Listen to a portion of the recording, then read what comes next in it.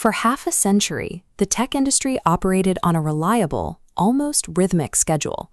Every 2 years, engineers doubled the number of transistors on a single computer chip, driving an exponential rise in computational power. This is Moore's law, first observed in 1965 by Intel co-founder Gordon Moore. These nanocities are carved out of the Earth itself. The process begins with ultra-pure silicon, purified until it reaches nearly 100%, resulting in these jagged, metallic chunks. These chunks are melted and sliced into wafers to serve as the blank canvas for every modern chip. To get a design onto that silicon, engineers use photolithography. They coat the wafer in a light-sensitive material and shine light through a patterned mask. This selectively weakens parts of the coating, allowing the design to be etched into physical structures. But feature sizes are dictated by the wavelength of the light itself. By 2015, the industry reached a limit with 193 nanometer light. When the gaps in the mask approached that wavelength, diffraction caused the light waves to spread and overlap. But by using extreme ultraviolet light, at just 13.5 nanometers, engineers could finally slip through those microscopic gaps and continue the shrinking process. Extreme ultraviolet light does not naturally occur on Earth. It is so volatile that it is absorbed by oxygen, meaning the entire process must happen in a vacuum. Because EUV is absorbed by almost every material it touches, most scientists believed a commercial machine was impossible. ASML was the only company that attempted to build it. Capturing EUV requires building an artificial sun on Earth. The fuel for this reaction is microscopic droplets of molten tin, which must be vaporized to release the necessary photons. The machine shoots 50,000 tin droplets per second at 250 kilometers per hour. A preliminary laser pulse flattens each droplet into a pancake shape, or vaporizes it into a 220,000 Kelvin plasma, releasing the specific 13.5 nanometer light required for the chip. While this reaction successfully creates the light, it introduces a fatal engineering problem.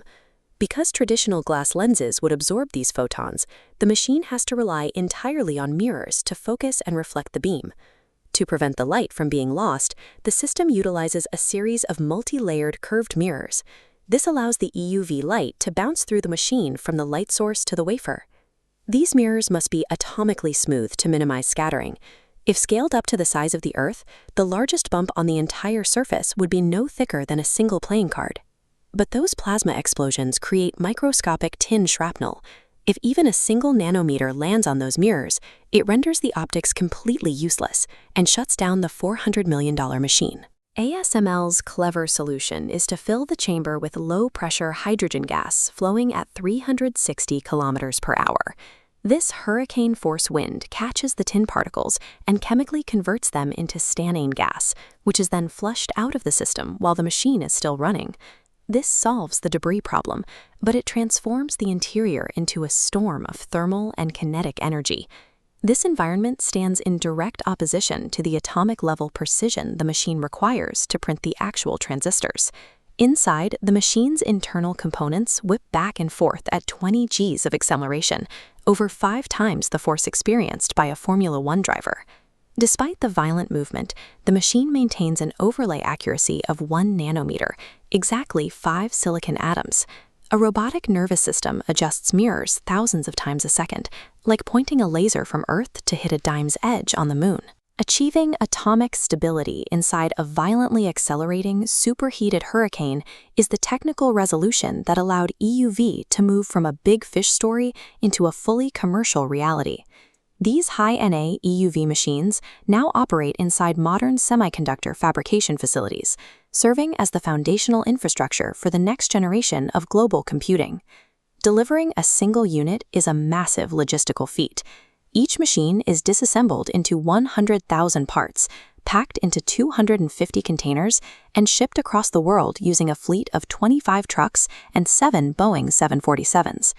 All of this effort results in the modern silicon wafer, a grid of microchips with transistors so small they are measured in the width of a few dozen atoms. These chips are the reason our modern smartphones, massive data centers, and advanced artificial intelligence networks exist. Without this machine, the progress of the digital age would have stopped years ago. A reasonable person adapts themselves to the world, But the survival of Moore's law required a group of engineers who were unreasonable. They spent 30 years forcing the physical world to adapt to their vision, proving that with enough persistence, even the impossible can be manufactured.